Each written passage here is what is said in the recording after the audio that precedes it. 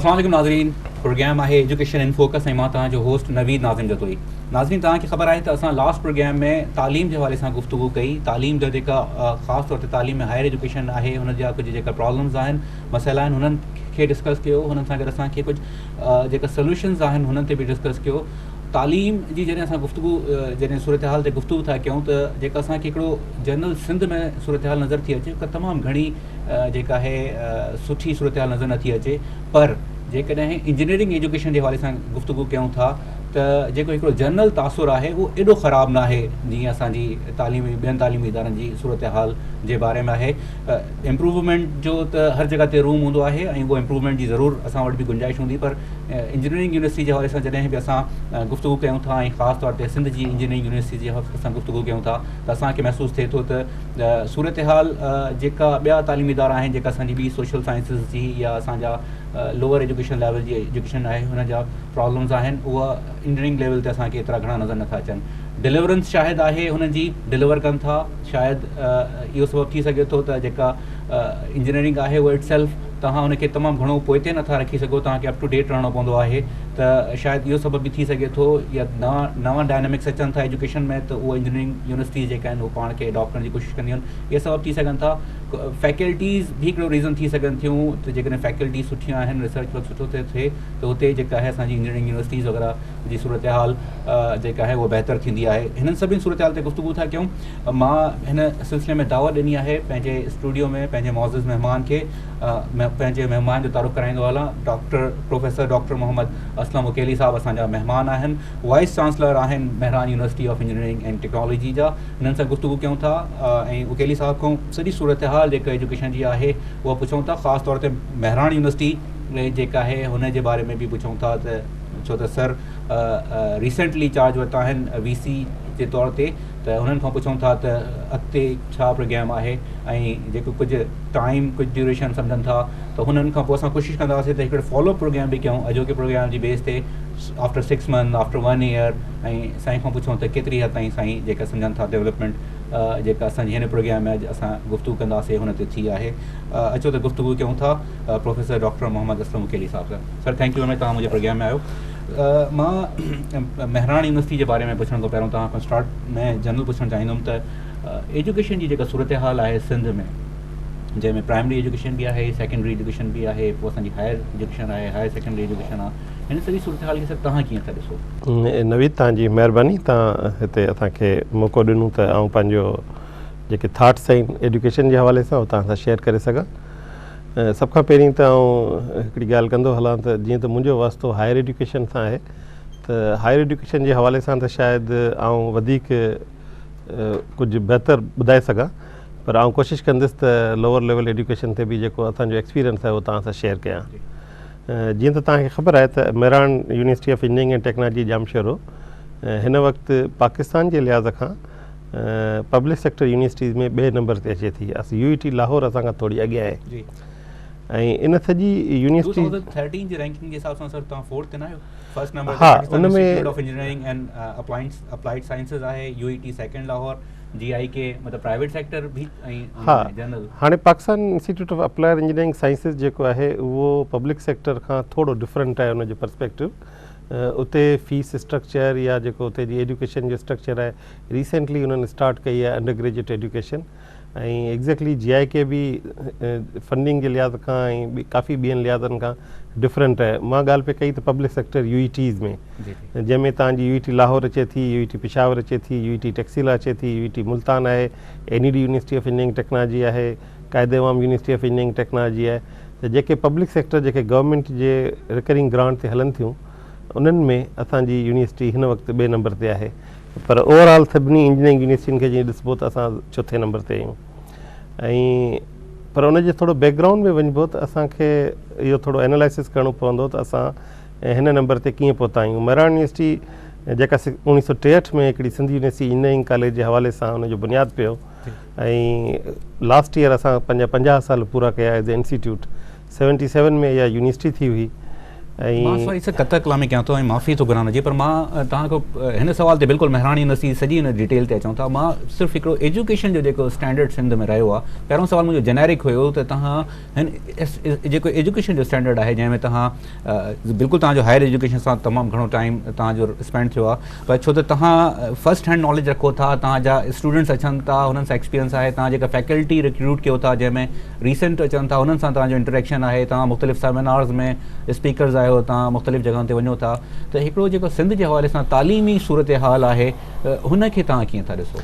मुंहिंजे ख़्याल में तमामु ॻणती जोगी आहे, छो जो जेका हींअर ताज़ी सर्वे आहे ही तव्हां महसूसु कयो हूंदो त असांजो जेको गवर्नमेंट स्कूल जो ॿारु आहे उहो 5 दर्जे वारो ॿारु 2 दर्जे जी मैथमेटिक्स बि नथो करे सघे, ऐं उन में जेके अंग अखर हुआ असांजे सिंध जे हवाले सां काफ़ी भवाइता हुआ जी। 4 सूबनि में असां 4th नंबर, इवन फटा जे हवाले सां बि असांजी कंपेरिज़न पई थी, जेका ॾाढी अफ़सोस जेकी ॻाल्हि आहे। मां सम्झां थो त सभ खां जेका हिन में हिकिड़ी मेन जेका शइ आहे त उहा गवर्नेंस जो इशू आहे। गवर्नेंस असां वटि अनफॉर्चुनेटली पोयनि ॾहाकनि खां जेका असां वटि सूरत हाल रही आहे, पॉलिटिकल इनस्टेबिलिटी या जेका हिकिड़ी सुठी हुकूमत न हुजणु, डेमोक्रेसी खे हाणे मौक़ो मिलियो आहे, 5 साल थिया आहिनि, 6 साल हले पियो, ऐं यकीनन वॾो टाइम लॻंदो उन्हनि चीज़ुनि खे स्टेबल थियण लाइ। मुमकिन आहे त जेके हींअर कोशिशूं वठिजनि त उन मां कुझु फ़ाइदो बि थिए, पर असां हिकिड़ो तजुर्बो कयो आहे, ॾिठो आहे त जेके सिंध में जेके एजुकेशन आहे, प्राइमरी एजुकेशन, असां पंहिंजे ॻोठु ठटे में असांजे कज़िन हिकिड़ो स्कूल अडॉप्ट कयो, ऐं अॼु उनजो रिज़ल्ट डिफरेंट आहे, ऐं उन में सॼी फंडिंग गवर्नमेंट जी आहे, पैसा बि गवर्नमेंट ॾिए पई, हुननि जो रोल रुॻो इहो आहे जेको असांजे फैमिली जो, त उनजो रोल इहो आहे त हू कोई 35 खां 40 हज़ार महीने में इन्वेस्ट कनि था, फिलैंथ्रापिस्ट खां या कंहिंखां वठी या पंहिंजी इन्वेस्टमेंट कनि था। उन में उन्हनि हिकिड़ो एडमिनिस्ट्रेटर मुक़ररु कयो आहे, हिकु चौकीदार मुक़ररु कयो आहे, जेके उते एसेंशियल चीज़ूं खुटल हुयूं, थोरी घणी उनजी जेका सा रिनोवेशन कई आहे, ऐं अॼु उहो स्कूल रिज़ल्ट ॾिए पियो। तव्हां ॾिसो त काफ़ी अहिड़ा स्कूल जेके गवर्नमेंट जा जेके प्राइवेट पब्लिक पार्टनरशिप में जॾहिं विया आहिनि त उन्हनि रिज़ल्ट ॾिना आहिनि, त उन मां साफ़ ज़ाहिर आहे त असांजो मेजर इशू गवर्नेंस जो आहे। असांजे महिराणी यूनिवर्सिटी जी पंहिंजी हिकिड़ी पब्लिक स्कूल आहे जंहिंमें हिन वक़्तु 2200 जे क़रीब ॿार पढ़नि था, ऐं उन्हनि जो रिज़ल्ट डिफरेंट आहे। छाजे कारण उते जी गवर्नेंस डिफरेंट आहे, उते क्लास थियनि थियूं, फंडामेंटली सभ खां जेका इम्पॉर्टेंट शइ आहे त भई रिक्रूटमेंट, ऐं अॻे चवंदा हुआ त भई टीचर्स जी तनख़्वाह घटि आहे, हाणे त पाण रिवर्स थी वियो आहे, प्राइवेट स्कूलनि जे टीचर्स जी पघार घटि आहे, गवर्नमेंट स्कूल जे टीचर्स जी पघार कुझु वधीक आहे। त हाणे त को जवाज़ ई न आहे त कोई टीचर न पढ़ाए, छो जो भई टीचर जी पूरत नथी थिए या इहो सबबु आहे। त आउं सम्झां थो त गवर्नेंस जेको सो मेजर इशू आहे, राइट पर्सन राइट जॻह ते हुजणु खपे, ऐं जेकॾहिं अहिड़ो नमूनो थियो, मां असांजो निसार सिद्दीकी साहिबु तव्हांजे लास्ट प्रोग्राम में आयो आहे, हुननि कम्यूनिटी कॉलेज कुझु स्पॉन्सर कया आहिनि, कुझु पाण खया आहिनि हुननि जी गवर्नेंस, त तव्हां ॾिसो त उन्हनि जा रिज़ल्ट डिफरेंट अचनि पिया। असां वटि बि खोड़ो साहिबु आयो, असां हुननि खे महिराण जे प्लेटफॉर्म तां बि ऑफर कई, असांखे बि तव्हां जेकॾहिं 1-2 कॉलेज ॾियो त असां अडॉप्ट करियूं, छो जो असां फंडामेंटली छा कयो, महिराण में छा कयोसीं, कुझु बि न कयोसीं। 10 साल अॻु में असां हिकिड़ो इम्प्लीमेंट कयो सिस्टम, त भई ISO 9000 जेको क्वालिटी एश्योरेंस सिस्टम आहे, जेको 2003 में असां सर्टिफिकेट वरितो LRQA खां, ऐं अॼु हुनखे 12 साल थियनि पिया उन सर्टिफिकेशन खे, ऐं असां वटि रिज़ल्ट अचनि पिया। असां छा कयो फंडामेंटली, असां चयो त बाबा उन ISO में चवंदा आहिनि do what ever U right what ever U do, त लिखो उहो जेको कयो, जेको कयो था सो लिखो। जेकॾहिं लिखो था 75% अटेंड खां सवाइ न विहारींदासीं त पोइ 75% खां अटेंड खां न विहारियो। असां छा कयो, चयोसीं बाबा 10% कंडोनेशन ॾींदासीं, बाक़ी 75%, ऐं असां हुन ते रिलीजियसली फॉलो था करियूं। नतीजो छा थियो, क्लास थियनि था, क्लास थींदा त ज़ाहिर छोकिरो जो वेठो हूंदो, ऐं उस्ताद ते प्रेशर आहे, उस्ताद बि मौजूदु हुजणु ज़रूरी आहे।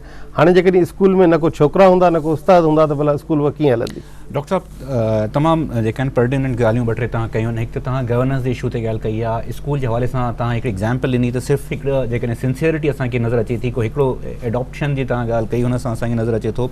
जॾहिं कंपेरिज़न में महिराण यूनिवर्सिटी जी तव्हां ॻाल्हि कई आहे, हुते गवर्नेंस जे इशू सां तव्हां बहितरी जो असांखे ॾेखारियो त महिराण यूनिवर्सिटी में जेका टीचर्स हूंदा या महिराण यूनिवर्सिटी में जेका तव्हां आहियो, तव्हां हिन सोसाइटी मां उथी हिन सोसाइटी जा ई पार्ट आहियो, तव्हां ठटे सां जीअं तव्हां चओ था त तव्हां जॾहिं बिलोंग था कयो त माना हिन सिस्टम खे सुधारण जे लाइ बि असांजा हितां जा ई माण्हू अची कमु करे सघनि था। हिन सिस्टम जे लाइ असांखे को ॿाहिरां माण्हुनि जी ज़रूरत न आहे। मां चाहींदुमि त तव्हां सर हिन ते एजुकेशन जे हवाले सां जेको सिस्टम में जेका माण्हुनि जी सिंसियरिटी या माण्हुनि जी कमिटमेंट जेका आहे असांजी टीचर्स जी बि ख़ासि तौर ते, मां फ़िलहालु महिराण जे अलावा जी ॻाल्हि थो कयां, उन्हनि ते बि मां चाहींदुमि तव्हां ज़रूरु असांखे अपडेट कयो। पर मां तव्हांजी इजाज़त सां हिकिड़ो मुख़्तसर ब्रेक वठां, पोइ वापसि अची हिन ते गुफ़्तगू कयूं था। नाज़रीन, हिकिड़ो मुख़्तसर ब्रेक जो वक़्तु थियो आहे, ब्रेक वठूं था, वापसि अची हिन सिलसिले खे जेका अॻिते वधाईंदासीं। डॉक्टर साहब खां जेका आहे महिराण यूनिवर्सिटी जे हवाले सां बि काफ़ी सारी जेका गुफ़्तगू आहे असां हुन ते गुफ़्तगू था कयूं। तव्हांजा जेका असांखे फीडबैक मिलिया आहिनि स्टूडेंट्स जा कुझु, हुननि खे बि जेका आहे सर जे साम्हूं हाईलाइट करण जी कोशिशि कंदासीं हिन मुख़्तसर ब्रेक खां पोइ।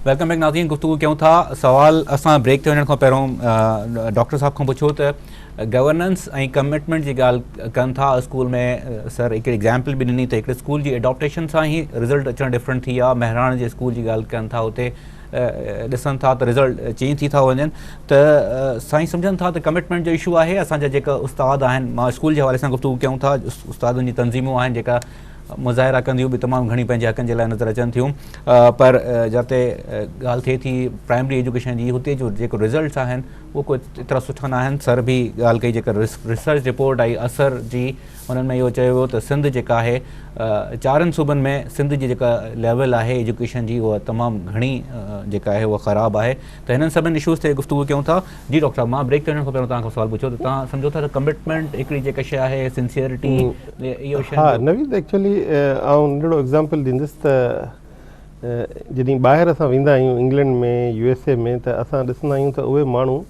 जॾहिं पंहिंजे कंहिं बि जिते बि उहे कमु कनि था उन जे लाइ माए लफ़्ज़ इस्तेमालु कंदा आहिनि, मुंहिंजो। अनफॉर्चुनेटली जॾहिं असीं हिते कमु करियूं था त असीं कॾहिं बि मुंहिंजो लफ़्ज़ न कंदा आहियूं। तमामु रेयर को माण्हू मुंहिंजो चवंदो आहे। असां वटि माए इज़ ओनली माए होम। इवन असांजी स्ट्रीट जेका आहे घर जे ॿाहिरि, उहा बि मुंहिंजी न आहे, उहा असांजी आहे। मां हिन ते बिल्कुलु फर्म बिलीवर आहियां त जेको बि स्टेक होल्डर आहे उहो हुनखे जेसिताईं माए सां न कंदो, लफ़्ज़ सां इस्तेमालु न कंदो, तेसिताईं असांजी ओनरशिप न वधंदी। अनफॉर्चुनेटली उहो अवर कल्चर में असीं सम्झूं था त असांजी आहे त रिस्पॉन्सिबिलिटी बि असांजी गॾियल आहे, पोइ केर बि नथो खणे। माए चवण सां छो जो मुंहिंजी आहे त रिस्पॉन्सिबिलिटी मुंहिंजी थी वञे, पोज़ीशन। हाणे उहा जेका ओनरशिप जेसिताईं असांखे मालिकी जेका उहो असांजो वकील आहे, लीगल एडवाइज़र, उहा असांजी ज़मीन आहे, हुन ते कब्ज़ो थींदो आहे, चवंदो आहे तव्हां पंहिंजी मालिकी कयो। त उहो जेसिताईं असां पंहिंजे इदारनि जी, पंहिंजे शयुनि जी मालिकी न कंदासीं, तेसिताईं रिज़ल्ट न ईंदा। असां महिराण में छा तजुर्बो कयो आहे त असां सभिनी खे इन्वॉल्व कयो आहे, टीचर्स हुजनि, मुलाज़िम हुजनि, ऐं ट्रांसपेरेंटी आहे, माना सभिनी खे ख़बर आहे। अॼु बि आउं सम्झां थो त प्राइमरी स्कूल जा टीचर ॾाढा सुठा सुठा टीचर पिया आहिनि, पर उन्हनि गवर्नेंस में उन्हनि जी इन्वॉल्वमेंट ई कोन्हे। पोइ छा थो थिए जो, ऐं ॿी ॻाल्हि इहा त भई हिकिड़ी जेका हुजे न ट्रांसपेरेंसी, हाणे सडनली हिकिड़ो माण्हू जेको 16 ग्रेड में वेठो आहे, उनखे तव्हां जेकॾहिं 19 ग्रेड जी चार्ज ॾेई छॾींदा, त उहा जेका ज़ाहिर ओनरशिप त थींदी कोन न। मूंखे यादि आहे असांखे बि तमामु सुठा दोस्त आहिनि, पॉलिटिकल वास्तानि वारा, फ़ोन कंदा आहिनि कम लाइ, पोइ चवंदा आहिनि भला इहो शर्त आहे त ॿिए कंहिं सां बि ईअं न थिए, साईं इहो इंश्योर कयो त जेकॾहिं इहा फेवर तव्हांखे नथा ॾियूं त ॿिए कंहिंखे बि कोन ॾींदासीं। पोइ हू मुतमइन थी वेंदा आहिनि। हुननि खे जॾहिं एक्सप्लेन कंदा आहियूं त साईं असां वटि मुमकिन कोन्हे, तव्हांखे जॾहिं हुननि खे सुठे नमूने एक्सप्लेन कंदा आहियूं त पोइ आख़िर में चवंदा आहिनि पर डॉक्टर साहिबु इहो एश्योर कजो त ॿिए कंहिंखे बि इहा फेवर न मिले। हाणे इहो आहे ट्रस्ट। जेकॾहिं उहो ट्रस्ट क़ाइमु थी वञे न, त मां सम्झां थो असांजा खोड़ सारा मसइला हल थी था वञनि। हाणे मसइलो छा थो थिए त मां पंहिंजे लाइ त रूल्स डिफरेंट आहिनि, ॿियनि जे लाइ रूल्स डिफरेंट आहिनि। असां वटि जेकॾहिं असां चऊं था त भाई यूनिवर्सिटी में सभु को सुबुह जो 8 बजे अचे, त मां त भले 10 बजे अचां, ॿिया भले 8 बजे अचनि, भले पोइ त तव्हांजी ज़ाहिर किथे मालिकी करे सघंदा। त तव्हांखे इहो इंश्योर करिणो पवंदो त तव्हांजो जेको बि कानून क़ाइदो आहे उहो तव्हां खां स्टार्ट थींदो, जेको बि उते जो हायर अप आहे उन खां स्टार्ट थींदो। हाणे असांजे लाइ त क़ाइदा कानून ॿिया हुजनि ऐं ॿियनि जे लाइ ॿिया हुजनि। ड्राइवर त कुझु बि न खाए, ऑफिसर भले खाए, त पोइ त ज़ाहिर उहो ड्राइवर तव्हां सां ओनरशिप कीअं कंदो। असांजो हिते सॼो फोकस ई इहो आहे त भई हीअ जेके यूनिवर्सिटियूं आहिनि या अदारा आहिनि एजुकेशन, उनखे ज़ाहिर उस्ताद हलाईंदा, त उस्तादनि खे तव्हां एम्पावर बि त कयो न। उस्ताद हिकिड़ो रेज़िस्ट करे थो, उनखे सुभाणे उते उनखे का मालिकी नथो करे केरु, सुभाणे हू कापीअ खे रोके, उनखे 2 ॼणा अची धक हणी वञनि, तव्हां उनखे छा कंदो, गवर्नमेंट उनखे छा कंदी। त उस्ताद छो इनिशिएटिव वठे, उस्ताद वीचारे कहिड़ो ॾो, ज़ाहिर आहे असां being a professor or teacher असांजी हिकिड़ी लिमिटेड अप्रोच आहे न। असां छा कयो आहे जो असां कोशिशि करे जेके इहे सवाब दीदी इख़्तियार हुआ वाइस चांसलर जा उहे सभु फोरम्स खे ॾेई छॾिया आहिनि। हाणे असांजो वाइस चांसलर पावरफुल न आहे, असांजी एकेडमिक काउंसिल पावरफुल आहे। हाणे एकेडमिक काउंसिल में 50 प्रोफेसर वेठा आहिनि, उहे पावरफुल आहिनि, जेको बि डिसीशन कंदा। हाणे जेकॾहिं अटेंडेंस 75% आहे त उहा सभिनी जे लाइ, जेकॾहिं हुन में चेंज करणी आहे त वाइस चांसलर खे इख़्तियार कोन्हे त उहो 2% ॾे, एकेडमिक काउंसिल खे आहे। हाणे एकेडमिक काउंसिल में जॾहिं अचे थो त ज़ाहिर आहे हुनजी ओनरशिप ज़्यादा थी थिए, उते केरु करे नथो सघे। पोइ अक्सर छा थींदो आहे, जेकॾहिं असां ते को अहिड़ो प्रेशर ईंदो बि आहे त उनखे छा कंदा आहिनि, जो असां एकेडमिक काउंसिल में खणी वेंदा आहियूं त बाबा हीउ आयो आहे, एकेडमिक काउंसिल रिग्रेट कंदी आहे। ग्रेजुअली असां चीज़ुनि खे इंस्टीट्यूशनलाइज़ कंदा वियासीं, बजाए इंडिया जो जेको अॻे हूंदो हो त भई वाइस चांसलर जेको आहे या इदारे जो सरबराह उहो सभु कुझु करे सघे थो। हाणे इदारे जो सरबराह ही लिमिटेड चीज़ूं करे सघे थो, उनखे इख़्तियार आहे त 10% कंडोनेशन करे सघे थो, बसि 10.5% बि नथो करे सघे। हाणे छा थींदो आहे, अक्सर ईअं थींदो आहे त भई 64% ते रहे, 64.5% ते रहिजी वियो। हाणे वाक़ई इहो मारल इशू थियो वञे, हालांकि 10% ॾियण खां पोइ बि उहो नथो थिए, पोइ असांखे चवंदा आहिनि साईं हाणे 0.5% त ॾियो, भई 0.5% असां ॾेई नथा सघूं। असां छा कयो, असां चयो त बाबा हाणे अटेंडेंस छा था करियूं, जो ऑनलाइन था करे छॾियूं। हाणे असांजी हर महीने अटेंडेंस ॾिसी सघे थो, टीचर बि स्टूडेंट बि माइट बि वेबसाइट ते पई आहे। त जेके बॉर्डर लाइन ते आहिनि असीं उन्हनि खे घुराईंदा आहियूं, कोशिशि कंदा आहियूं त अहिड़ो बॉर्डर लाइन ते को केस थिए ई न जो प्रेशर डेवलप थिए। जे बॉर्डर लाइन ते आहे त उनखे थोरो काउंसलिंग कबी आहे, ऐं ग्रेजुअली असां जेका असां इहे चीज़ूं ख़तमु करे छॾियूं। हाणे उन में असांखे प्रॉब्लम कोन था थियनि। सही सर, मां मेहरान यूनिवर्सिटी जे हाणे टॉपिक ते अचां थो। तव्हां जेको आहे इंट्रोडक्शन में बि ॻाल्हि कई त पब्लिक सेक्टर में असां 2nd नंबर ते बीठा आहियूं, जेका रैंकिंग आहे 2013 जी HEC जी, ऐं पंहिंजो जेके सभिनि खे मिलाए जेकॾहिं ॾिसूं त 4th नंबर ते आहियूं। कराची जी NAD यूनिवर्सिटी खां बि असांजो जेको आहे हायर लेवल ते आहियूं। 31 डिपार्टमेंट्स जेका आहिनि, इफ आई एम राइट, मां जिते ग़लति हुजां त मूंखे ॿुधाइजो। 2013 में गोल्डन जुबली मनाई आहे। हीउ सॼो जेको सफ़र आहे 2013 जी गोल्डन जुबली ताईं, 31 डिपार्टमेंट्स ताईं, ऐं 1963 खां जेको सफ़र शुरू थियो आहे, तव्हां जेका आहे हिते एज़ अ लेक्चरर स्टार्ट कयो त हिन जो पार्ट एंड पार्सल रहिया आहियो काफ़ी वॾे सफ़र जो। त हिन सॼे सफ़र में तव्हां जेका आहे प्रॉब्लम्स बि ॾिठा हूंदा तमामु घणा, जेका आहिनि बैड नेम बि अर्न थियो, ऐं सुठा जेसि ताईं ट्रांज़ेक्शन थी आहे, हिकिड़ी सुठी स्टेज ते जॾहिं माशा हाणे तव्हां VC आहियो, हिन सॼे फेज़ खे तव्हां कीअं था ॾिसो? आउं सम्झां थो त आउं तव्हांखे हिकिड़ो नंढो मिसाल ॾियां त पोएं साल असांजो वञणु थियो ऑक्सफोर्ड यूनिवर्सिटी, का लीडरशिप जी ट्रेनिंग हुई। इन में प्रो वाइस चांसलर हो उन वक़्तु मां, ऐं पोटेंशियल वाइस चांसलर्स जी हिकिड़ी ट्रेनिंग हुई HEC जी, ऐं इतफ़ाक़ अहिड़ो थियो जो वरी आउं वाइस चांसलर थियो बि आहियां। त उते मूंखे 2 माण्हुनि सां मुलाक़ात थी। हिकिड़ो त लेस्टर यूनिवर्सिटी जे वाइस चांसलर सां, ऐं उन पंहिंजी यूनिवर्सिटी खे 174 नंबर जी रैंक मां 11 नंबर ते पुॼायो 10 सालनि में, ऐं हुनखे नाइटहुड बि मिलियो, सर जो ख़िताब बि। ऐं ॿियो ऑक्सफोर्ड यूनिवर्सिटी जे वाइस चांसलर सां बि मुलाक़ात थी। हुन खां जॾहिं असां पुछियो त ऑक्सफोर्ड यूनिवर्सिटी कॾहिं ठही आहे, त ॾाढो मज़े सां जवाबु ॾिनई।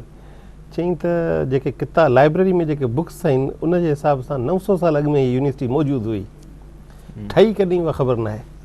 ऐं उन ते वरी उन वर्जायो त यूनिवर्सिटियूं ठहंदियूं न आहिनि, यूनिवर्सिटियूं इवॉल्व थींदियूं आहिनि, एमर्ज थींदियूं आहिनि।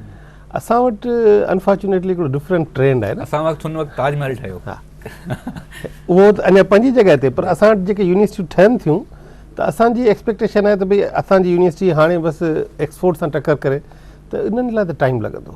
इवॉल्व एॾो सवलो नथो थिए, ट्रांज़िशन वॾी हिकिड़ो अरसो ट्रांज़िशन आहे। असांजी यूनिवर्सिटी इंजीनियरिंग में मैक्सिमम नंबर जा PhD प्रोड्यूस कया आहिनि इन द रिसेंट पास्ट, पर टोटल घणा थिया आहिनि? 50 PhD।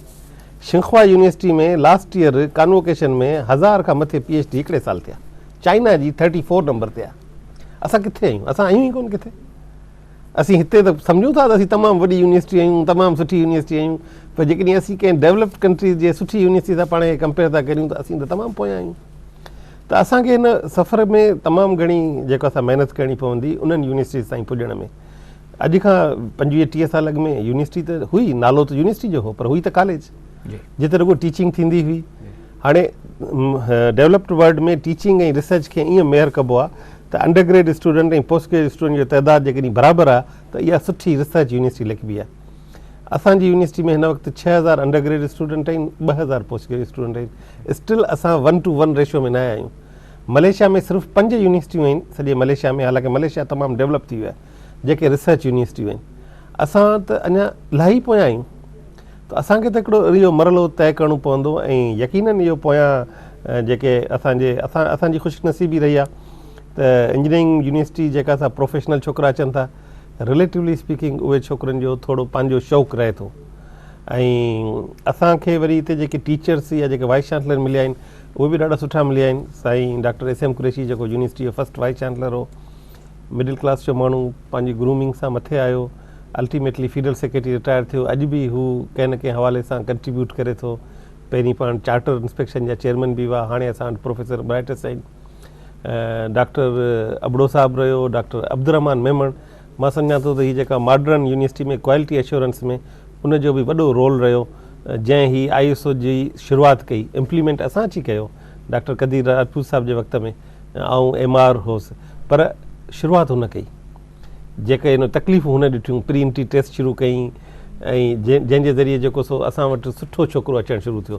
अॻु में रुॻो इंटर जे रिज़ल्ट जे बेस ते ईंदो, हाणे छा आहे 50% वेटेज प्री एंट्री टेस्ट जो आहे, 10% मैट्रिक जो, 40% इंटर जो। त उनजे करे छा थो थिए जो असां वटि हिकिड़ो जेको छोकिरो जंहिंजी एक्सेस न आहे बोर्ड में या जेको पंहिंजो जेको सो महिनत सां अचणु थो चाहे, उनखे हिकिड़ो ऑप्शन मिली वियो। ऐं असां वटि इहा प्री एंट्री टेस्ट अल्हम्दुलिल्लाह पोयनि 10-12 सालनि खां, रादर 14 सालनि खां जेका बि थिए पई, तमामु ट्रांसपेरेंट ऐं तमामु जेका कॾहिं बि को हिकिड़ो इशू न थियो आहे।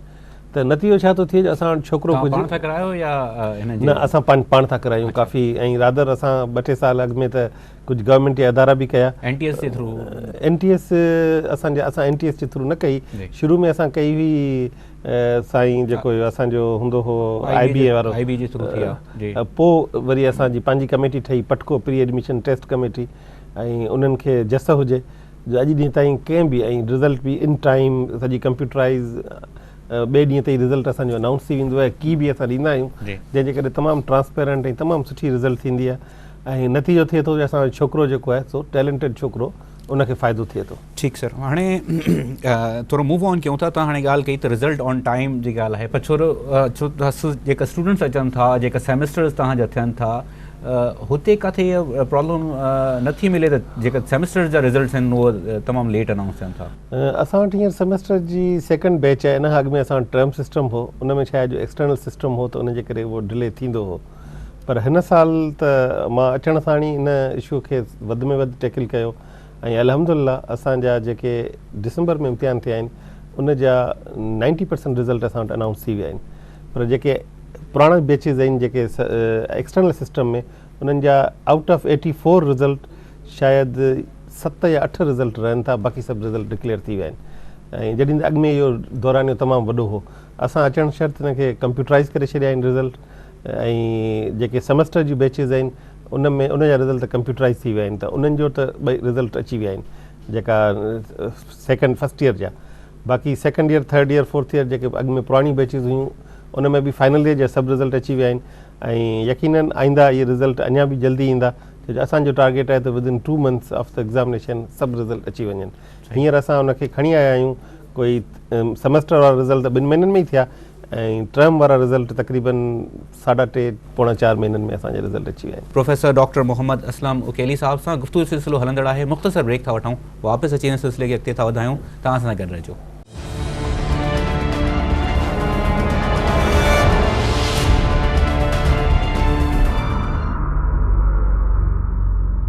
वेलकम बैक नाज़रीन, अचो त गुफ़्तगू कयूं था। डॉक्टर मोहम्मद असलम उकेली साहब असां सां मौजूदु आहिनि। सर, मां ब्रेक ते वञण खां पहिरियों तव्हांखे पुछो त जेका क्वांटिटी आहे हिकिड़ी त इम्पॉर्टेंट शइ हूंदी आहे बिल्कुलु, पर हुन में क्वालिटी जेका आहे हुन में स्टूडेंट्स जेका असांजा अचनि था मार्केट में, क्वालिटी वाइज़ तव्हां हुननि खे कीअं था ॾिसो? क्वालिटी ईअं जज करे सघिबी आहे त भई तव्हांजा छोकिरनि खे जॉब केतिरी मिली आहे, छो जो हिन वक़्तु तव्हां ॾिसंदव त गवर्नमेंट जॉब त तमामु लिमिटेड रहियूं आहिनि। मोस्टली असां वटि प्राइवेट सेक्टर आहे जेको जॉब प्रोवाइडर आहे। कंहिं ज़माने में government employment major job provider हो, पर इन द रीसेंट पास तव्हां ॾिसो आहे त खोड़ सारियूं ऑर्गेनाइज़ेशन, वॾियूं वॾियूं ऑर्गेनाइज़ेशन जेके प्राइवेटाइज़ थी वियूं आहिनि, स्टिल गवर्नमेंट जॉब आहिनि, पर प्राइवेट जॉब जो रेशो तमामु वधीक आहे। त मूंखे इहो ॿुधाईंदे ॾाढी ख़ुशी थी थिए त असां वटि हिकिड़ो ज़मानो हो, मूंखे यादि आहे जॾहिं असां ग्रेजुएट थियासीं त उन वक़्तु इहो लिखिजी ईंदो हो किन किन एडवर्टाइज़ में त सिर्फ़ु हिननि यूनिवर्सिटीज़ मां छोकिरा अचनि, पर अॼु अलाह जे महिरबानी सां इवन टियों ॾींहुं बि असां वटि कराची इलेक्ट्रिक वारा रिक्रूटमेंट टेस्ट करण आया ऐं 5 डिपार्टमेंट जे rather electronics, electrical, mechanical, computer, software 5 department जे छोकरनि जी टेस्ट वठी, उते ई ऑनलाइन टेस्ट वरितऊं, उते ई इंटरव्यू वरितऊं ऐं तक़रीबन कोई 13 खनि छोकिरा आहिनि जिन खे जॉब जी ऑफर रिज़ल्ट खां अॻु में करे विया आहिनि। ऐं न सिर्फ़ु इहा हिकिड़ी पर अहिड़े क़िस्म जूं कोई 25-30 ऑर्गेनाइज़ेशन, हालांकि असांखे थोरो लोकेशनल डिसएडवांटेज बि आहे, Jamshoro still known as an interior Sindh. हालांकि आउं ॿुधाईंदो हलां त कराची में क्लिफ्टन खां मलीर कैंट ताईं पुॼण में बि ओतिरी देरि लॻंदी आहे जेतिरी एयरपोर्ट खां जामशोरे पहुचण में। पर स्टिल जॾहिं उन्हनि खे चइबो आहे त जामशोरे अचो, अच्छा जामशोरो, हालांकि हिन नए रोड ठहण खां पोइ असांखे 1.25 कलाक लॻंदो आहे टूल टू टूल, ऐं असां त जामशोरे जे बिल्कुलु उन ते वेठा आहियूं हब ते। त 30 खनि ऑर्गेनाइज़ेशन जेकॾहिं तव्हां टेस्ट करणु अचनि, ऐं उन में त वॾियूं वॾियूं organisation, Fatima fertiliser, Engro, ICI, सम्झो सुई सदरन, कराची इलेक्ट्रिक, वापडा, PTCL, यानी तव्हां सम्झो त क्वालिटी बि जेका आहे तव्हांजी उहा सर। पर मां हाणे थोरो ऐं अञा आउं तव्हांखे हिकिड़ी ॿियो सारी माफ़ कजो हुनजी ॻाल्हि कटियां पियो। असां जेके पब्लिक सेक्टर यूनिवर्सिटियूं आहियूं उन्हनि जूं ख़ासि तौर ते असांजी जेका महराण जंहिं वटि जिते हिकिड़ी तनक़ीद बि थींदी आहे त इहा अञा ताईं कोटा सिस्टम ते हले थी, पर मां सम्झां थो त असां बिल्कुलु सही था करियूं, छो जो असांजी यूनिवर्सिटियुनि ते असांजे इंटीरियर जे माण्हुनि जो हक़ु आहे, उन हक़ खे डिनाए नथो करे सघिजे। त छा थियो आहे जो जेके बि सुठियूं यूनिवर्सिटियूं आहिनि उहे आहिनि फॉर रिच एंड इंटेलिजेंट। असां वटि जेको छोकिरो अचे थो उहो हर डिस्ट्रिक्ट मां, हर डिस्ट्रिक्ट जे हर एरिया मां अचे थो, रूरल मां बि अचे थो, अर्बन मां अचे थो। हू यूनिवर्सिटियूं छा थियूं कनि, सुठे ॿार खे सुठो करे थियूं कढनि, असां एवरेज ॿार खे सुठो करे था कढूं। असांखे त वधीक महिनत करणी पई न। ऐं मूंखे यादि आहे त प्लानिंग कमीशन में असांजा उते 2-3 एम्प्लॉई हुआ असांजे यूनिवर्सिटी जा ग्रेजुएट, त जॾहिं असांजे इन्हनि ते इन ॻाल्हि ते तनक़ीद थी त हुननि असांजे इन ॻाल्हि खां पोइ इहो तस्लीम कयो त महराण खे ग्रेजुएट अच्छे हैं, ऐं असां पंहिंजी क्वालिटी साबित कई आहे। छो जो रैंकिंग में इहा रैंकिंग इंडिपेंडेंट रैंकिंग आहे न, असां त कोन था करियूं, हायर एजुकेशन करे थी, माना उन रैंकिंग में क्वालिटी एस्पेक्ट बि आहिनि। जेकॾहिं रैंकिंग में तव्हां ॾिसंदो त 100 मार्कुनि मां 48 मार्कूं क्वालिटी एश्योरेंस ते आहिनि। बिल्कुलु क्वालिटी आहे। हाणे असां जेकॾहिं उन 100 मां 76 मार्कूं खयूं आहिनि त यकीनन उन में असां क्वालिटी एश्योरेंस जे पैरामीटर में बि कुझु मार्कूं खयूं हूंदियूं। ऐं असांजो फोकस बि हिन ते आहे त असांजे रिज़ल्ट टाइम ते अचनि, सुठा रिज़ल्ट अचनि, छोकिरनि जी बि थिए। ऐं हींअर ताज़ो जेके बि इवेंट थिया आहिनि, JIK में इवेंट थियो उन में बि असांजा छोकिरा इनाम खणी आया, नस्ट में इवेंट थियो उन में बि असांजा छोकिरा इनाम खणी आया। त इन मां साबित थिए थो त असांजे छोकिरे जी क्वालिटी बहितर थिए पई। सर क्वालिटी सां गॾु हिकिड़ी ॿी इंपॉर्टेंट शइ हूंदी आहे जेका शायदि पैमानो बि हुनखे असां चई सघूं था। तव्हांजो MURT महरान यूनिवर्सिटी रिसर्च जर्नल जेका आहे, जंहिं तव्हां मेंबर बि आहियो, तव्हां काफ़ी सारनि जा त इंटरनेशनल जा बि तव्हां न सिर्फ़ु मेंबर तव्हां पर हुन जा एडिटर बि आहियो। पर मां पुछणु थो चाहियां त हीअ बि हिकिड़ो पैमानो आहे जंहिंसां ख़बर पवंदी आहे त तव्हांजी जेका आहे रिसर्च केतिरी प्रोड्यूस थी थिए। HEC जी कैटेगरी में त मूंखे जेको मां थोरो ॾिठो त मूंखे नज़र न आयो। तव्हां सम्झो था त असां वटि जेका पेपर्स प्रोडक्शन जो जेको आहे उहा किथे हुन में इम्प्रूवमेंट जी ज़रूरत आहे, या तव्हां सम्झो था त शायदि न इम्प्रूवमेंट त बिल्कुलु ज़रूरत आहे, इन में त को बि सेकेंड ओपिनियन कोन्हे। पर आउं थोरो ॿुधाईंदो हलां त हिन वक़्तु पाकिस्तान में जेके रिसर्च जर्नल निकिरनि था, जेके HEC जे पेरोल ते जेके आहिनि, HEC जी लिस्ट ते, उन में इंजीनियरिंग में सिर्फ़ु 2 जर्नल आहिनि जेके X कैटेगरी आहिनि, ऐं असांजो जर्नल X कैटेगरी आहे। वाई अञा थोरी घटि कैटेगरी आहे। WXYZ, W is the best category, our category is X which is the second category. ऐं इन में इंजीनियरिंग जा सिर्फ़ु 2 जर्नल ई आहिनि। W में सिर्फ़ु हिकिड़ा सेंटर फॉर एक्सीलेंस HEC जो जर्नल आहे, हिकु अधु को ॿियो आहे, बाक़ी इम्पैक्ट फैक्टर जर्नल आहिनि। असांजो जर्नल कंहिं पोयनि 2-3 सालनि में असांजी इम्प्रूवमेंट थी आहे। पहिरीं इहो Y कैटेगरी में हो, पर हाणे 3 साल थिया आहिनि इहो X कैटेगरी में आहे। असांजी कोशिशि आहे त हिनखे W कैटेगरी में वठी वञूं, पर इंजीनियरिंग जे पूरे पाकिस्तान में सिर्फ़ु 2 ई जर्नल आहिनि जेके X कैटेगरी में, उन्हनि मां हिकिड़ो असांजो आहे। जवाज़ त न आहे सर, त असां हिन सां इहो जवाज़ नथा खणी सघूं त असां अॻिते न बिल्कुलु इन करे मां ॿुधायो त असां Y खां X जो कयो, पर हाणे असांखे W उन जे लाइ असांखे जेका हिकिड़ी हैंडीकेप इहा आहे जो असांजो जर्नल इम्पैक्ट फैक्टर लाइ असांखे 5-8 जर्नल अलॻि अलॻि कैटेगरी फील्ड में ठाहिणा पवंदा। असांजो जर्नल जेको सो जेनरिक आहे, सभिनी फील्ड खे एड्रेस करे थो। इम्पैक्ट फैक्टर लाइ ज़रूरी आहे त सिर्फ़ु हिकिड़ी फील्ड खे एड्रेस करे। हाणे असांजो फोकस आहे त असां हिकिड़ो नओं जर्नल कढूं जेको सिर्फ़ु कंहिं हिकिड़ी पर्टिकुलर जंहिं फील्ड में असांजा पेपर ज़्यादा था अचनि, जीअं इलेक्ट्रिकल एंड इंफॉर्मेशन सिस्टम में असांजो अलॻि सां हिकिड़ो जर्नल अचे जंहिंखे असां इम्पैक्ट फैक्टर ॾांहुं वठी वञूं। पर आऊं तव्हांखे इहो ॿुधाए मूंखे ख़ुशी महसूसु थींदी त असां वटि हींअर काफ़ी टीचर अहिड़ा आहिनि जिन जो इम्पैक्ट फैक्टर तमामु सुठो आहे ऐं इहो ई सबबु आहे जेको रैंकिंग में जेको हिकिड़ो पैरामीटर ऐं जंहिंखे हाणे मां फोकस बि कयो आहे त असांखे इन पर्टिकुलर तव्हां राइटली पॉइंट आउट कयो आहे त इन में असांखे इम्प्रूव करियूं त मुमकिन आहे त असांजी हिकिड़ी रैंकिंग अञा बि इम्प्रूव थिए छो जो 6 मार्कूं आहिनि खपनि मूंखे थर्ड जेका ओवरऑल थर्ड में पुॼण लाइ ऐं जेकॾहिं 6 मार्कूं असां हिन साल असांजो फोकस रहियो आहे जे 6 मार्कूं असां इम्प्रूव करे वियासीं त यकीनन असांजी रैंकिंग में हिकिड़ी पॉइंट बहितर थींदी। अच्छा सर, लास्ट कुछ पार्ट जी तरफ़ मूव था कयूं। डिपार्टमेंट्स जेका आहिनि तव्हांजा इहो जीअं दुनिया में हाणे जेका आहे एडवांसमेंट अचे थी ईअं ई एडवांसमेंट असांखे यूनिवर्सिटी जे लेवल ते नज़र अचनि थियूं, अडॉप्ट कनि था, टेक्नोलॉजीज़ तमामु घणी थी वियूं आहिनि। त तव्हां सम्झो था त कुझु जेका असांजा रिवायती आहिनि जेका बैकबोन आहिनि ऐं उहो त हुजणु ज़रूरी आहे, पर जेका न्यू फील्ड्स अचनि थियूं हुननि जे लाइ केतिरो मेहरान यूनिवर्सिटी वटि जेका आहे स्पेस आहे? सही, मेहरान यूनिवर्सिटी स्टार्ट वरिती त 3 डिपार्टमेंट हुआ जेके traditional department civil, electrical, mechanical. उनखां पोइ अंडरग्रेड में हिन वक़्तु असां वटि 17 डिसिप्लिन आहिनि जेके काफ़ी ज़्यादा आहिनि, पर उनजे बावजूदि असां हाणे अञा हिकिड़ो नओं प्रोग्राम इनफैक्ट असां 2 प्रोग्राम नवां हिन जुलाई खां लॉन्च पिया करियूं पर मास्टर्स लेवल ते मिकेट्रॉनिक्स। हाणे मिकेट्रॉनिक्स जे लाइ हिकिड़ो हालांकि काफ़ी जॻहियुनि ते मिकेट्रॉनिक्स शुरू थी वियो आहे, पर इंटरनेशनली जेका असां यूनिवर्सिटीज़ में हिकिड़ी लैब व्यू अकेडमी पाकिस्तान में हिकिड़ी नस्ट में हुई बि असां वटि आहे। अहिड़े नमूने असां हींअर जेको यूरोपियन यूनियन जो जेको इरास्मस मंडस प्रोग्राम आहे उनजे ज़रिए असांजी मोबिलिटी तमामु वधी आहे। पोयनि 4 प्रोग्रामनि में चइनी में मेहरान विन कई आहे, नस्ट 3 में कई आहे, मेहरान चइनि में कई आहे। हिन वक़्तु असां वटि हिकिड़ो नओं सेंटर USAID जे तावन सां centre for advance studies in water resources ठहे पियो। उन सेंटर में बि असां 3 मास्टर्स प्रोग्राम शुरू पिया करियूं जंहिंमें वाटर ऑप्टिमाइज़ेशन बि आहे जेके नीड आहे असांजी, त भई जेका मोस्ट फोकस आहे बुनियादी तौर ते।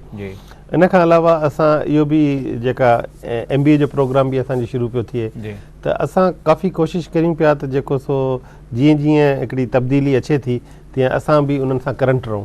पर ऑब्वियसली पब्लिक सेक्टर जूं पंहिंजी लिमिटेशन्स आहिनि त असांखे गवर्नमेंट फंडिंग मिले थी, एग्जैक्टली। मां सर हाणे कुझु नंढा इशूज़ आहिनि जेके स्टूडेंट जी मां क्विकली चाहींदुमि हुननि खे क्या कुझु स्टूडेंट जो ख़्यालु हो त हॉस्टल जी जेका आहे उन्हनि में कुझु प्रॉब्लम्स थियनि था, इशूज़ आहिनि नंढा, फॉर एग्जांपल मेंटेनेंस वग़ैरह जा या अहिड़ा कुझु। मां 2-3 पॉइंट्स ॿुधाए छॾियां सर, पोइ तव्हां भली हुननि खे फर्दर उहो करे छॾिजो। स्टूडेंट जी फ़ी जा चवनि था त हू जेको जॾहिं डेज़ अचनि था त तमामु घणो हैक्टिक थी थो वञे ऐं स्टूडेंट सिर्फ़ु लाइननि में बीठा आहिनि, काफ़ी टाइम लॻी थो वञे उन्हनि में को हुननि खे एडवांस करे सघनि था। या फॉर एग्जांपल स्टूडेंट जो ख़्यालु इहो आहे त हू जेको इंटर्नशिप लेटर्स वग़ैरह इशू थियनि था उहो हिकिड़ो डिपार्टमेंट में मिलनि था जंहिंजे करे तमामु उन में बि प्रॉब्लम्स थियनि था। इहे कुझु बुनियादी स्टूडेंट्स जा जेका आहिनि उहे प्रॉब्लम्स हुया, तव्हां हिननि ते छा चवंदो? सभ खां जेको पहिरीं तव्हां प्रॉब्लम आइडेंटिफाई करायो हॉस्टल जी, त हॉस्टल असां वटि छा आहे जो असां 2 हॉस्टल इनहेरिट कया आहिनि सिंधी यूनिवर्सिटी मां, ऐं उन्हनि जी वाक़ई बि हालति थोरी ॾाढी बुरी आहे, उन्हनि जी मेंटेनेंस नीड आहे ऐं असां उन जे लाइ डेवलपमेंट प्रोजेक्ट जमा कराया आहिनि। पर तव्हांखे ख़बर आहे त फाइनेंशियली गवर्नमेंट हींअर एतिरी रिच न रही आहे, त उहे असां उनजे करे थोरी जेका असांजा पंहिंजा रिसोर्सिस मां लिमिटेड मेंटेनेंस थिए थी, पर उन जे लाइ रिहेबिलिटेशन छो जो 50 साल पुराणी बिल्डिंग्स आहिनि, सो उनखे हर साल असां रिहेबिलिटेट थोरी घणी त करियूं था, पर मेजर रिहेबिलिटेशन न थी आहे। पर आउं कॉन्फिडेंट आहियां त हाणे मुंहिंजी वेझड़ाई में सिंध गवर्नमेंट जी हायर एजुकेशन सेल सां बि मीटिंग थी आहे, HEC इस्लामाबाद सां बि थी आहे, ऐं इंशाअल्लाह ताला असांखे कुझु न कुझु फंडिंग मिलंदी त असां उनजी मेंटेनेंस खे मुंहुं ॾेई सघंदासीं। ख़ुदि हॉस्टल असां वटि आहिनि बि घटि, छो जो असांजो 29 जो छोकिरो अचे थो, पर हॉस्टल असां वटि 25% स्टूडेंट्स जी नीड पूरी करे सघे थी। इन जे करे असां वटि शहर मां अचनि थियूं। असांजी लोकेशन असांखे जीअं कराचीअ जी यूनिवर्सिटीज़ खे सिविक फैसिलिटीज़ म्यूनिसिपालिटीज़ थियूं ॾियनि, म्यूनिसिपल कॉर्पोरेशन थियूं ॾियनि, असांखे सभु सिविक फैसिलिटीज़ पाण थियूं जनरेट करणियूं पवनि। असांजी वाटर सप्लाई बि पंहिंजी आहे, असांजी डिस्ट्रीब्यूशन नेटवर्क बि पंहिंजी आहे, असांजी ट्रांसपोर्ट नेटवर्क बि पंहिंजो आहे, असांजी सिक्योरिटी बि पंहिंजी आहे। उनजे करे असां वटि इन्हनि सभिनी चीज़ुनि ते कास्ट तमामु वॾी थी थिए, त असांखे थोरो रेशनलाइज़ करिणो थो पए। इंटरेक्ट कंदा आहियो जेका पंहिंजा जेके हॉस्टल जा स्टूडेंट्स आहिनि हुननि सां को तव्हांजी? हा जी, असां हींअर ताज़ो मुंहिंजी 2 हॉस्टलनि ते मुंहिंजी तफ़सीली स्टूडेंट सां कचहरी थी आहे। हिकिड़ो शेख सिंधी हॉस्टल हुई, 11 बैच वारा छोकिरा हुआ, ऐं वरी हाणे 2 हफ़्ता अॻु में असां शाह लतीफ़ हॉस्टल जे छोकिरनि सां बि इंटरेक्शन थी। ऐं छो जो मुंहिंजो इहो आहे त जेको नई मैनेजमेंट या जेके रूल आहिनि त मैनेजमेंट इज़ बाय इंगेजमेंट, त असां इन्हनि सभिनी खे लोकेशन्स ते वञी करे असां उन्हनि जा प्रॉब्लम ॿुधूं त हीउ जेको कम्युनिकेशन गैप आहे जंहिंजे करे ई असां वटि हिकु नंढा वॾा इशूज़ थियनि था ऐं इहो ई सबबु आहे मां असां ॾाढा ख़ुशि आहियूं त पोयनि 6-8 महीननि में अलहमदुलिल्लाह असां जामशोरे में को बि लॉ एंड ऑर्डर जो इशू न थियो आहे, ॾाढो मुतमइन ॾाढो पीसफुल हले पियो ऐं मूंखे त डपु थींदो आहे त कंहिंजी नज़र न लॻे। सही।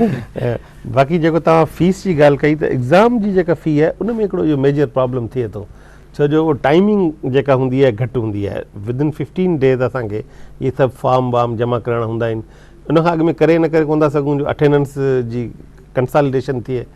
हाणे उन लाइ असां शुरूआति इहा कई जो असां अलो कयो त शहर जूं जेके ॿियूं ब्रांचिस आहिनि उन्हनि में बि भरियो, पर थिए ईअं थो जो छोकिरा उमूमन वरी हिकिड़ी ब्रांच ते अची पहुचनि, बावजूदि उनजे असां बूथ वधाया आहिनि बैंक वारनि खे चई करे, पर रश थिए थी, इन में को शक न आहे त रश थिए थी ऐं टाइम ज़ाहिर घटि हूंदो आहे। पर जेकॾहिं उहे छोकिरा थोरो पंहिंजे लिहाज़ खां इहो सोचीनि त आख़िरी ॾींहं ते सभु न अचनि ऐं ॿियो जेके शहर जूं जेके ब्रांच आहिनि जीअं हैदराबाद में ओल्ड कैंपस आहे या लतीफ़ाबाद जी ब्रांच आहे, कासिमाबाद जी, जिते इहे भरे सघजनि था फॉर्म, त उते इहे जेकॾहिं फॉर्म भरीनि त काफ़ी कर सवलाई थी वञे।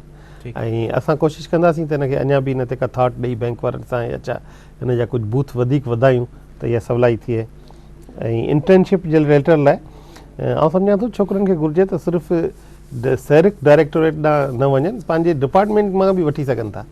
डिपार्टमेंट जो चेयरमैन बि इंटर्नशिप लाइ लेटर ॾेई सघे थो। स्टूडेंट्स खे त इहा ॻाल्हि मुंहिंजे ख़्याल में खपंदा आहिनि। हा, न स्टूडेंट्स खे असां वटि त जीअं काफ़ी डिपार्टमेंट में त अहिड़ो इशू नथो अचे, पर कुझु डिपार्टमेंट में मुमकिन आहे त उहो चेयरमैन उन्हनि खे ओॾां मोकिलींदा हुजनि, पर certainly we look into this ऐं मां पंहिंजे चेयरमैन सां मीटिंग करे इन इशूअ खे कोशिशि करे असां रिज़ॉल्व कंदासीं। लास्ट में तव्हां खां इहो पुछणु चाहींदुमि सर त जेको ज़ाहिरी ॻाल्हि आहे तव्हां एतिरो टाइम ॾिनो आहे मेहरान यूनिवर्सिटी खे, तव्हांजी हिकिड़ी सॼी हुननि सां जेको आहे प्रोसेस में तव्हां हिननि जे रहिया आहियो, तव्हां आफ्टर 4 years या 5 years तव्हां किथे ॾिसो था जेकॾहिं असां फॉर एग्ज़ाम्पल को नेक्स्ट प्रोग्राम हाणे तव्हां वटि हाज़िर थियूं ऐं तव्हां वटि उते प्रोग्राम कयूं कुझु टाइम खां पोइ, त उहो जेको इम्प्रूवमेंट जा कुझु तव्हां कुझु गोल्स रखिया आहिनि उहो कीअं था ॾिसो? साईं, मुंहिंजी छा चवंदा आहिनि ख़्वाहिशूं त पंहिंजी जॻह ते, पर मूं पंहिंजी जीअं ई चार्ज वरिती, छो जो आउं यूनिवर्सिटी में इन सॼे प्रोसेस में तक़रीबन 2004 खां कोई 5.5 साल मां रजिस्ट्रार रहियो हुउमि, त एडमिनिस्ट्रेटिवली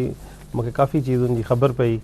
ऐं वरी उन खां पोइ 4 साल कुझु अर्सो आयो हुआ प्रो वाइस चांसलर, त मुंहिंजी जहिड़ी वाइस चांसलर सां काफ़ी इंटरेक्शन हुई ऐं कुझु इशूज़ में जेके मुंहिंजे ई ऑफिस जे थ्रू थींदा हुआ। ऐं 1 नवंबर खां मूं एक्टिंग वाइस चांसलर थियो हुउसि ऐं 24 जनवरी खां मां फुल वाइस चांसलर थियो आहियां। त मूं अचण सां ई पहिरीं इहो कयो जो सभिनी डिपार्टमेंट खां स्वॉट एनालिसिस कराई त भई तव्हांजी स्ट्रेंथ छा आहिनि, वीकनेसिस छा आहिनि, अपॉर्चुनिटी तव्हां वटि कहिड़ियूं आहिनि ऐं तव्हां वटि थ्रेट्स कहिड़ा आहिनि, इन खां अलावा तव्हांजी रिक्वायरमेंट कहिड़ियूं आहिनि। ऐं हाणे असां उनखे फॉलोअप करियूं पिया ऐं मैनेजमेंट बाय ऑब्जेक्टिव में असां हर टीचर जो बि हिकिड़ो ऑब्जेक्टिव सेट पिया करियूं, हर डिपार्टमेंट जो बि ऑब्जेक्टिव सेट पिया करियूं। ऐं मुंहिंजो जेको इमीडिएट फोकस इहो आहे त भई असां एटलीस्ट जेका नेक्स्ट रैंकिंग में असां हिकिड़ो ॾाको अॻियां चढ़ूं। जेकॾहिं असां 4थे नंबर ते आहियूं ओवरऑल त असां हुन 2 ते पुॼूं ऐं अॻियां हली एटलीस्ट जेका 4 सालनि खां पोइ असांजी यूनिवर्सिटी जेका असां टॉप 2 में ज़रूरु अचे, इहा मुंहिंजो फोकस आहे। ऐं उन जी तरफ़ असांजो सॼी जेका असां गैप थियल आहियूं। ऐं ॿियो इहो आहे त घटि में घटि असांजो जेको माइंडसेट आहे माण्हुनि जो, हीअ जेका इन्वॉल्वमेंट करे स्टूडेंट्स खे, टीचर्स खे हिकिड़ी मालिकी जो अहसासु ॾियारिजे, ओनरशिप कजे।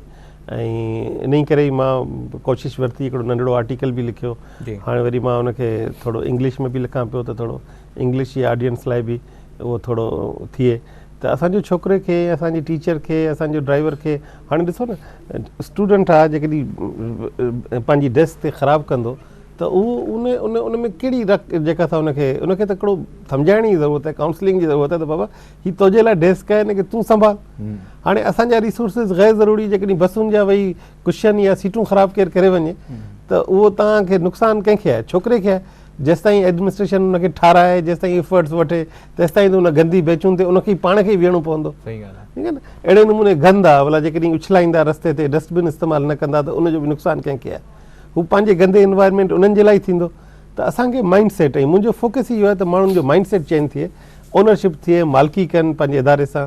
ऐं अल्हम्दुलिल्लाह इहो जेको असां जेको माए यूनिवर्सिटी वारो कॉन्सेप्ट ॾिनो आहे, उनखे मुंहिंजो आहे त असां माए डेस्क, माए बेंच, माए टीचर, माए क्लास, माए एग्ज़ाम हर चीज़ में माए जो अची वञे लफ़्ज़ मां सम्झां थो असांजो प्रॉब्लम हल थी वेंदी। लास्ट क्वेश्चन तव्हांखे जेको आहे जेको टीचर्स जी तरफ़ां स्टूडेंट्स जी तरफ़ां तव्हांजे नॉन टीचिंग स्टाफ जी तरफ़ां तव्हां वीसी थिया आहियो हुन खां पोइ जेको हिकिड़ो रिएक्शन हूंदो आहे न तव्हांखे अंदाज़ो थींदो आहे त तव्हां हिकिड़ो इनिशिएटिव वठो था त हू केतिरो हिन इनिशिएटिव में पाण खे जेका आहिनि पाण वॉलंटियर कनि था पाण अॻिते अचनि था तव्हांखे हुननि जो जेको कॉपरेशन आहे हुननि जो रिएक्शन आहे उहो तव्हांखे स्टूडेंट्स जो सभिनि जो ओवरऑल मां ॻाल्हि कयां थो त उहो कीअं महसूसु थियो आहे सर हिन वक़्तु? फिनोमिनल मां सम्झां थो त हिन माए लफ़्ज़ सां उन्हनि खे एतिरी ओनरशिप मिली आहे जो मां हींअर ताज़ो जेको हॉस्टल वियुमि त हॉस्टल जी क्लीनिंग में हू पाण इन्वॉल्व आहिनि माना हुननि वाक़ई हुनखे जेको लिखियलु हो त माए सेकेंड होम त मां चयो हाणे माए सेकेंड होम खे त माना चैकिंग त न कयो न त हुननि मूंसां वाइदो कयो त चैकिंग ऐं चैकिंग नथी थिए।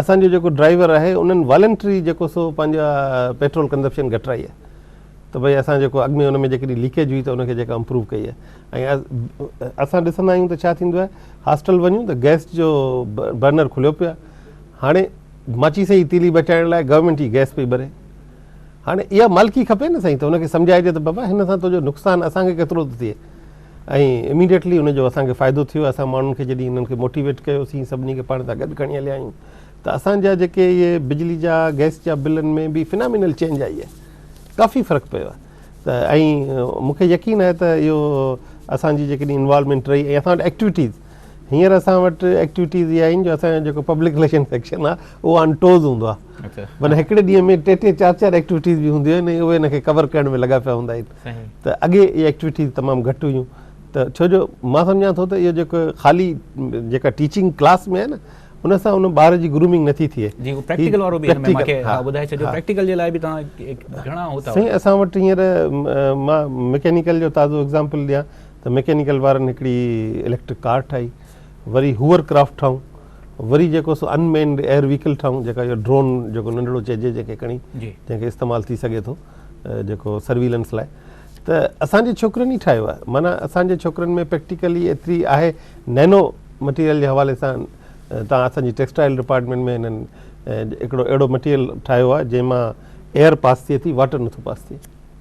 हाणे ज़रूरत हिन ॻाल्हि जी आहे त भई इन्हनि खे असां कमर्शलाइज़ करियूं ताज़ो हींअर हिकिड़ो TV चैनल असांजो इहो प्रोग्राम बि कयो हिन कार जे हवाले सां त इहा जेकॾहिं असांजी जेकॾहिं टेक्नोलॉजी जेकॾहिं थोरी आम थी वञे त न सिर्फ़ु असांजे माण्हुनि खे फ़ाइदो थींदो पर गॾोगॾु असांजी यूनिवर्सिटी खे फ़ाइदो थींदो। Sir professor doctor Mohammad Aslam sahab तव्हांजी वॾी महिरबानी तव्हां असांजे प्रोग्राम में आयो तव्हां असांखे टाइम ॾिनो महरान यूनिवर्सिटी जे हवाले सां बि ऐं एजुकेशन जे ओवरऑल जेका आहे तव्हां सॼो हुन ते वरी कंप्रिहेंसिव गुफ़्तगू कई तव्हांजी वॾी महिरबानी तव्हां नाज़रीन गुफ़्तगू तव्हां ॿुधी जिते असां मीडिया जे तौर ते जॾहिं हिन कुर्सी ते वियूं था त क्रिटिसाइज़ कयूं था काफ़ी सारी शयुनि खे उते असांखे इहो असांजो फ़र्ज़ु बि आहे त असां एप्रिशिएट कयूं हुननि माण्हुनि खे जेका पंहिंजी ओनरशिप जो इज़हार कनि था जिते जेको आहे कलेक्टिव ओनरशिप जी बि ॻाल्हि कनि था ऐं जिते माई जो जेको ओनरशिप जो जेको रुझान आहे उहो न सिर्फ़ु पाण में पर ॿियनि में बि कोशिशि कनि था त इहा इनकलकेट थिए।